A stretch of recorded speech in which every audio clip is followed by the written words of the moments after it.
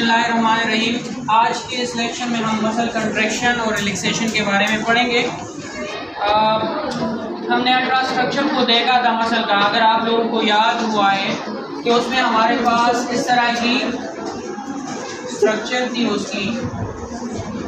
यहाँ पे आपके 10 फिलामेंट्स थे और इस तरह आप लोग के यहाँ पे थिक फिलामेंट, ठीक है। ये इसी तरह यहाँ पे आपके पास जो है थिक फिलामेंट था, जहाँ पे आपके पास थिन फिलामेंट। तो इस मसल कंट्रैक्शन को अगर आप लोग देखें तो इसमें हमारे पास स्लाइडिंग फिलामेंट एक दूसरे के ऊपर ओवरलैप करते हैं, ठीक है। तो जो ओवरलैपिंग होती है वो कौन करता है? यहाँ पे जो थिन फिलामेंट है ना, थिन फिलामेंट ये ओवरलैप करता है ऑन द थिक फिलामेंट। लेकिन ये मैकेनिज्म इतना सिंपल नहीं है। इस मैकेनिज्म को हम एक्साइटेशन कंट्रैक्शन कपलिंग मैकेनिज्म कहते हैं।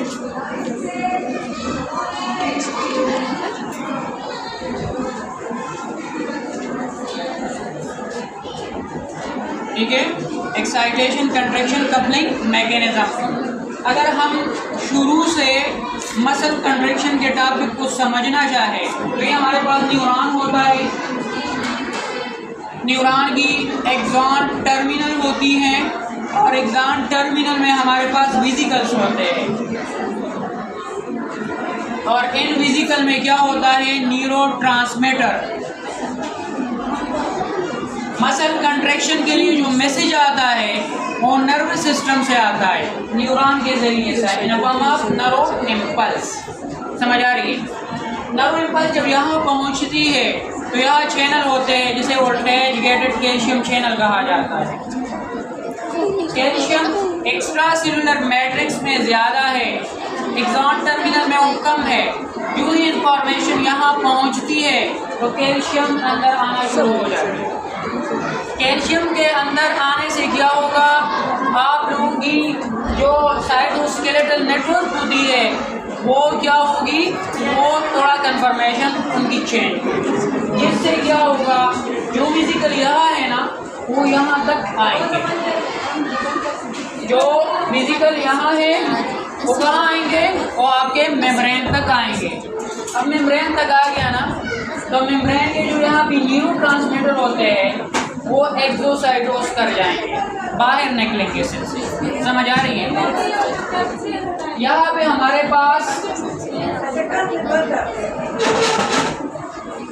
पास मसल फाइबर होता है और मसल फाइबर्स की जो मेम्ब्रेन है उसको हमने सार्कोलीमा कहा था। और सार्कोलीमा में हमारे पास इस तरह के स्ट्रक्चर होते हैं और स्ट्रक्चर क्या कहलाते हैं? टी-ट्यूब्यूल्स। जो इनविजिनेशन इन द मेम्ब्रेन होता है इन द मसल फाइबर वो टी-ट्यूब्यूल कहलाते हैं। न्यूरोट्रांसमीटर यहाँ रिलीज हुए, यहाँ इनके रिसेप्टर होते हैं। यहाँ पे वो जो इंफॉर्मेशन नर्व इम्पल्स की फॉर्म में आया था वो इम्पल्स इस मेम्ब्रेन में ट्रांसफर हुए। सही है। इसके साथ साथ हमारे पास यहाँ पे एंडोप्लाज्मिक रेटिकुलम होता है और इस एंडोप्लाज्मिक रेटिकुलम को क्या कहते हैं? Sarcoplasmic reticulum. और इसमें क्या होती है?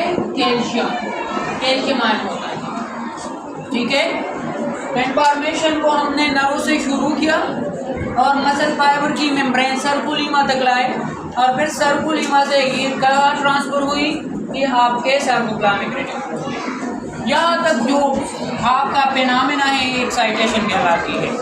इसके बाद जो प्रोसेस होंगे वो कंट्रैक्शन में आएंगे। अब ये केस जहाँ से मैसेज इधर आया सार्कोप्लाज्मिक रेटिकुलम से, इधर भी कैल्शियम चैनल है और वो वोल्टेज गेटेड कैल्शियम चैनल होते हैं। इन्हीं से कैल्शियम बाहर निकलेंगे। कहाँ पे? साइटोप्लाज्म में। सार्कोप्लाज्म से साइटोप्लाज्म में जो है वो चीज़ें बाहर निकलेंगी। अब हमने मुख्तलिफ किस्म के प्रोटीन थिक और थिन फिलामेंट में पढ़े। तो थिन फिलामेंट था उसमें 3 टाइप के प्रोटीन होते हैं। एक उसमें ट्रोपोनिन होता है, दूसरा ट्रोपोमायोसिन होती है और तीसरा जो है एक्टिन। मेजर जो प्रोटीन यहाँ पे पाया जाता है वो एक्टिन होता है, लेकिन इनके 2 रेगुलेटरी प्रोटीन भी होती है जिसमें हमारे पास ट्रोपोनिन है और ट्रोपोमायोसिन है। ट्रोपोनिन के 3 जो है सब यूनिट होते हैं।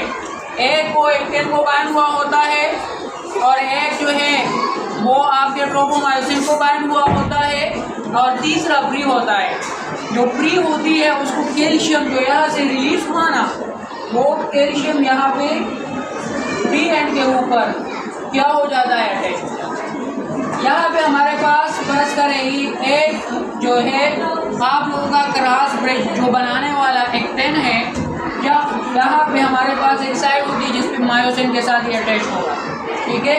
लेकिन वो कवर है किससे, ट्रोपोमायोसिन से। जो कैल्शियम अटैच हुआ इसमें कन्फर्मेशन चेंज आएगी, वो कन्फर्मेशन चेंज इस ट्रोपोमायोसिन में क्या होगी, ट्रांसफर होगी, ट्रांसफर होगी यहाँ आएगा, और जो यहाँ पे साइड है वो क्या हो जाएगा, एक्सपोज हो जाएगा। हमारे पास जो मायोसिन के हेड होते हैं वो इसको क्या हो जाएंगे, अटैच, ठीक है। और जो ये अटैच होंगे तो फिर इसकी एक और भी हेड होती है, दो हेड होते हैं मायोसिन के। तो ग्लोब्यूलर हेड में एक एक्टेन को बाइंड करता है और एक में एटीपी होती है। तो एटीपी यहाँ पे उसकी हाइड्रोलाइसिस हो जाएगी, और हाइड्रोलाइसिस जब होगी तो क्या बनेगी, एडीपी, और फास्फेट रिलीज होगा। और जो एनर्जी रिलीज होगी वो किस लिए यूज होगी, बेंडिंग के लिए। मसलन ये एक्टेन है ये वाला, और इसके साथ ही मायोसिन का हेड अटैच हुआ, तो फिर ये इस तरह बेंड होगा और आगे की तरफ एक्टेन मूव करेगी। तो इसको कहते हैं स्लाइडिंग फिलामेंट हाइपोथेसिस। लेकिन ये सिर्फ एक जगह के ऊपर नहीं हो रहा, ये कई जगह पे इस तरह हो रहा होता है। और कब तक ये आएगा, इतना यहाँ पे स्पेस है ना, ये दोनों आपस में जब मिल जाएंगे तभी जो है ये क्या होगा, कंट्रैक्शन स्टॉप होगी। तो यहाँ भी इवेंट्स होते हैं मसल कंट्रैक्शन के दौरान। पहला इवेंट क्या है कि जो इस जोन यहाँ था ना, ब्राइट रीजन, वो क्या हुआ, खत्म हुआ, डिसअपेयर हुआ। दूसरा इवेंट, क्योंकि ये आपस में करीब आ रहे हैं तो जो हमारे पास दो जी लाइन के दरमियान स्पेस है वो रिड्यूस होगा, समझ आ रही है। और ये जो फिलामेंट किसके ऊपर जो है स्लाइड करेगा, एक्टेन फिलामेंट मायोसिन के ऊपर स्लाइड, ठीक है। इसके साथ साथ आपकी दो जो यानी ये ए बैंड है, इस तरह ए बैंड इधर भी है, तो ये दो बैंड आपस में करीब आ जाएंगे। यहाँ पे डिस्टेंस बिटवीन द सार्कोमेयर भी रिड्यूस होगा। तो जो सार्कोमेयर रिड्यूस होगी तो इसी तरह पूरा मसल फाइबर जो है शॉर्टन हो जाएगा, और पूरा मसल फाइबर जब शॉर्टन हो जाएगा तो उसके बाद आपकी मसल जो है वो कंट्रैक्ट कर जाएगी।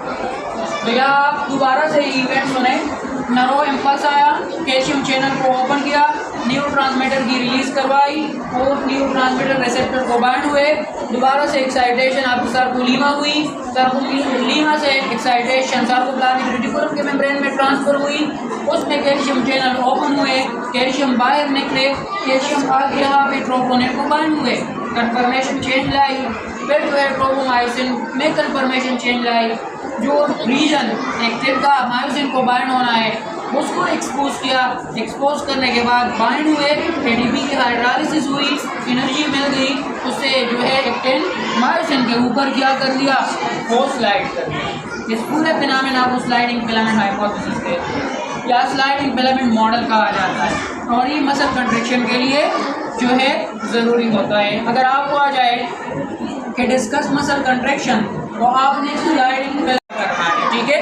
इसको एक्साइटेशन कंट्रैक्शन कपलिंग मैकेनिज्म भी कहा जाता है। अब हमने तो कंट्रैक्शन करवा ली, अब रिलैक्सेशन कौन करेगा।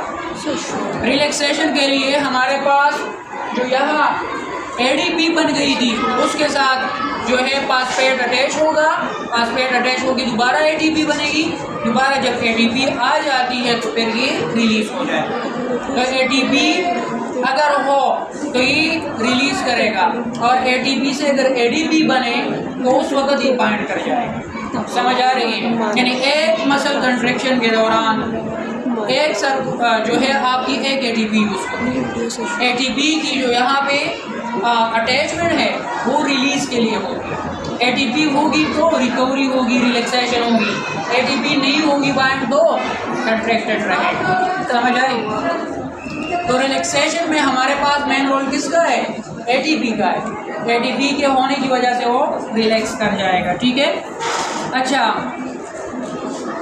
ये जो मॉडल है ना, ये दो साइंटिस्ट है, एक का नाम है इची हक्सले और एफ हक्सले दोनों ब्रदर्स है और इनके साथ 3 कुलीग से इन्होंने ये मॉडल दिया हुआ था, ठीक है, 1954 में आई थिंक। अच्छा, फिर रिकवरी मैंने आपको बताया कि एटीपी बाद आप लोगों ने ऑब्जर्व किया होता है, अगर कोई बंदा मर जाए तो उसकी तकरीबन 4 घंटों से लेकर 24 घंटों तक उनका जो है मसल कंट्रैक्टेड रहते हैं। वो क्यों रहते हैं और उस फिनोमेना को क्या कहते हैं? अहम शॉर्ट क्वेश्चन है। Rigor mortis, what do you know about rigor mortis? तो रिगर मॉर्टिस में हमारे पास एक डाइट पर्सन का जो मसल है वो 4 घंटे से लेके आफ्टर डेथ 24 आवर तक वो क्या करेंगे? वो कंट्रैक्टेड फॉर्म में रहेंगे। क्यों रहेंगे? क्योंकि नहीं एटीपी नहीं बन रही, ठीक है। बाद में क्यों रिलैक्स होंगे? क्योंकि एंजाइमेटिक रिएक्शन और डिकम्पोजिशन स्टार्ट होगा तो ये इनको रिलैक्स करवाएंगे, ठीक है। जो 4 घंटे से 24 आवर तक जो ड्यूरेशन है इस कंडीशन को क्या कहते हैं? रिगर मॉर्टिस, ठीक है। तो इसके ऊपर कई जो है क्वेश्चन आ जाता है, what do you know about rigor mortis? तो इसका मतलब क्या होगा कि जो इंसान मर जाता है या जो भी ऑर्गेनिज्म मर जाता है उनके मसल कंट्रैक्टेड रहते हैं 4 घंटों से लेके आफ्टर डेथ टू 24 आवर। क्यों रहते हैं? क्योंकि नहीं एटीपी नहीं बन रही। एटीपी नहीं बन रही तो रिलैक्सेशन नहीं होगा, कंट्रैक्टेड ही रहेंगे। लेकिन फिर क्यों जो है रिलैक्स हो जाएंगे? तो इसकी डिकम्पोजिशन होगी, मसल फाइबर और एंजाइमेटिक रिएक्शन स्टार्ट होगा।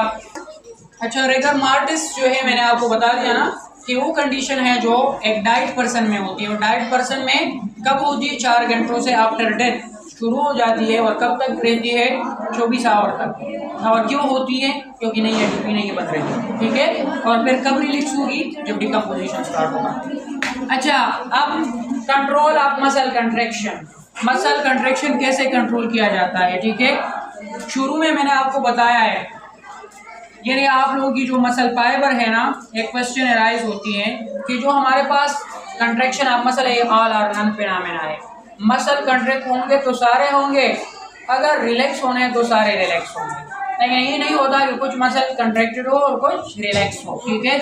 लेकिन फिर हम एक क्वेश्चन कर सकते हैं कि हमारे पास अगर ये ऑल और नन फिनोमेना है तो एक वक्त में मैं मार्कर उठाता हूँ, दूसरे वक्त में इस हाथ से मैं बकेट उठाता हूँ, तो ये क्यों?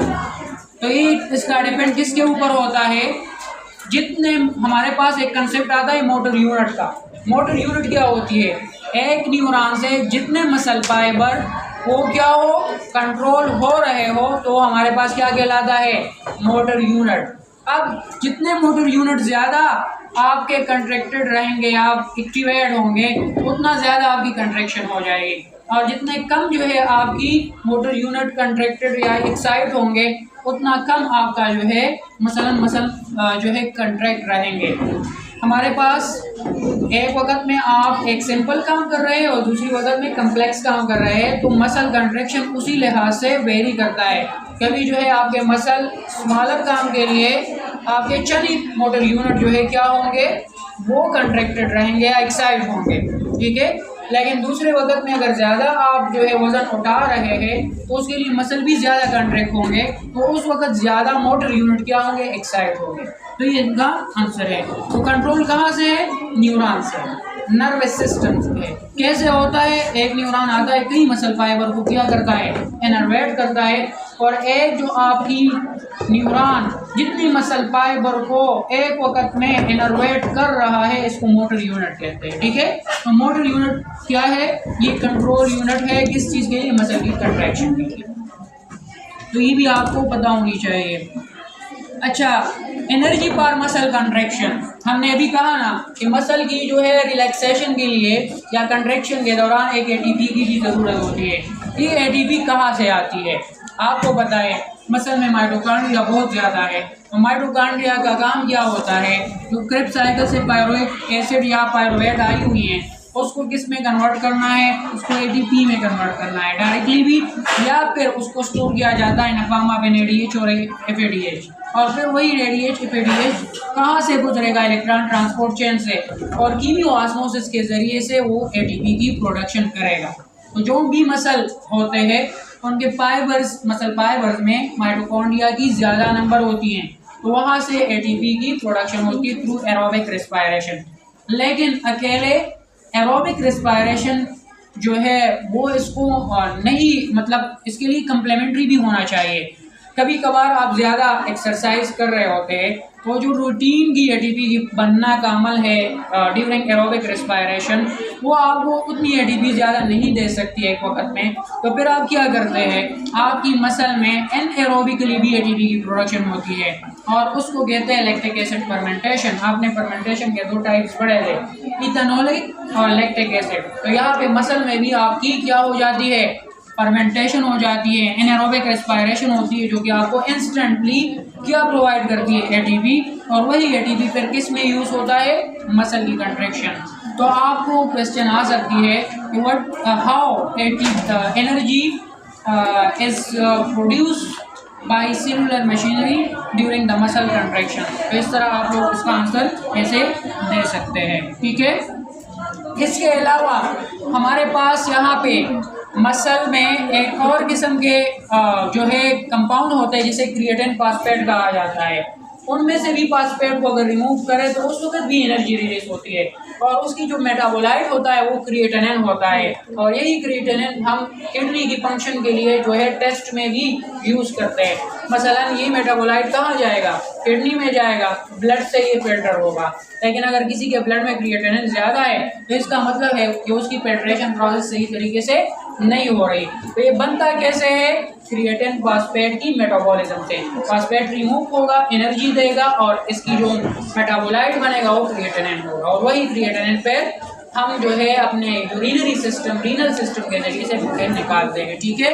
लेकिन अगर ब्लड में इसकी मकदार ज़्यादा हुई तो इसका मतलब है किडनी फेलियर हो चुका है। अच्छा, अब हमारे पास मसल की कुछ टर्मिनोलॉजी आपने फर्स्ट ईयर 9 में पढ़े थे, 10th में, कि हमारे पास एंटागोनिस्टिक मसल होते हैं, एंटागोनिस्टिक पैराम मसल। और इसकी एग्जांपल आप लोगों ने बाइसेप और ट्राइसेप का लिया था, ठीक है। तो बाइसेप जो मसल होती है वो आप लोगों की क्या करती है, जब वो कंट्रैक्टेड हो वो एक्सटेंशन काज करती है। और जो ट्राइसेप है, नहीं, ट्राइसेप की जो कंट्रैक्शन है वो एक्सटेंशन काज करती है। लेकिन बाइसेप की जो मसल कंट्रैक्ट होगी तो ये फ्लेक्शन काज करेगी। तो हमारे पास बाइसेप फ्लेक्सर मसल है और जो ट्राइसेप है वो क्या है, एक्सटेंसर मसल है। ये दोनों अपोजिट इफेक्ट करते हैं, लिहाजा इनको एंटागोनिस्टिक जो है मसल, पैर मसल कहा जाता है। अच्छा, फिर हमारे पास जो मसल होते हैं जहाँ पे इसका प्रियन होता है उसको हम इंसर्शन कहते हैं और जहाँ भी ये अटैच होता है तो उसका ओरिजिन कहलाता है। और दरमियान में जो एरिया होती है ओरिजिन और इंसर्शन वो बेली कहलाती है मसल की। तो ये चीज़ें भी आप लोगों को 10 में है, वहाँ से पढ़ ले, आपके बुक में नहीं है लेकिन मैंने आपको